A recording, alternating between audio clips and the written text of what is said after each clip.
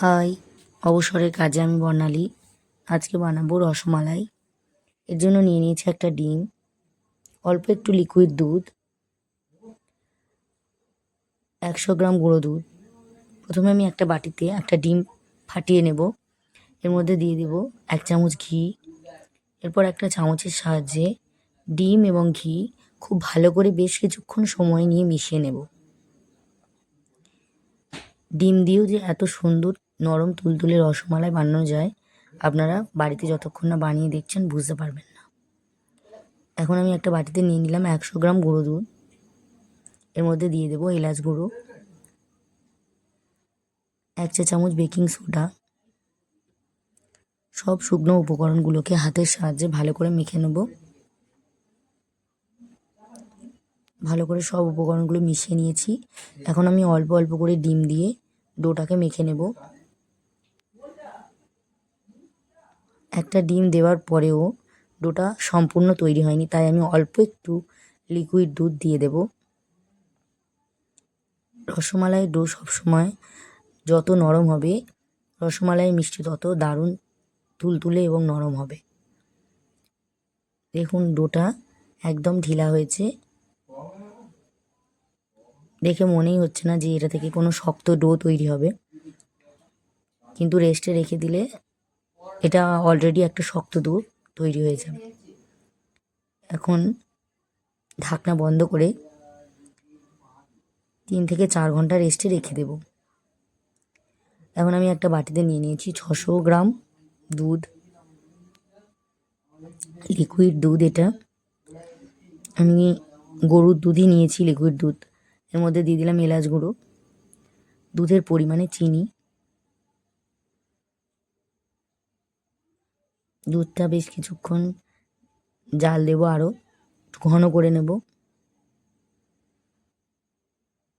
দেখুন 4 ঘন্টা পর রেস্ট রাখার পর ডোটা একদম শক্ত হয়ে গেছে, মনেই হচ্ছে না যে আগে এরকম নরম ছিল।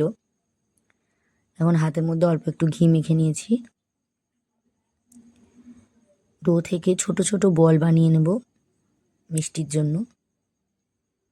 যে হাতের তালুতে আমি ঘষে ঘষে গোল করে করে আলতো করে গোল করে নিচ্ছি। আপনারা চাইলে লম্বা করে আটার লেচির মতো করে ছোট ছোট লেচি কেটে নিতে পারেন। গোল গোল করে আমি সব মিষ্টিগুলো তৈরি করে নিচ্ছি। আগে দুধটা এখন ফুটছে, একই প্রসেসে আমি সব মিষ্টিগুলো বানিয়ে নেব। দুধ ঘন হয়ে গেছে, এখন আমি এর মধ্যে দিয়ে দেব এভারেস্টের জাফরান। এটা একটা ছোট জাফরান, যে দিয়ে দিলাম 20 টাকা করে এই ছোট জাফরানের পাতাগুলো। আমি জানতামই না যে 20 টাকারও জাফরান পাওয়া যায়। আমাদের মুদিখানা দোকানে আমি জাফরান লিখেছিলাম, তারা এই জাফরানটা আমায় দিয়েছে। দেখুন দুধের মধ্যে দিয়ে দিয়েছি।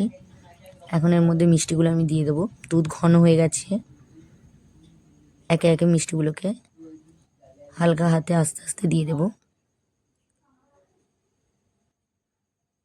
মিষ্টি দেওয়ার সাথে সাথেই মিষ্টিগুলো ভেসে উঠছে। দেখুন ডো ডো ঠিকঠাক হলে এরকম মিষ্টিটা দেওয়ার সাথে সাথেই দুধের মধ্যে ভেসে ওঠে।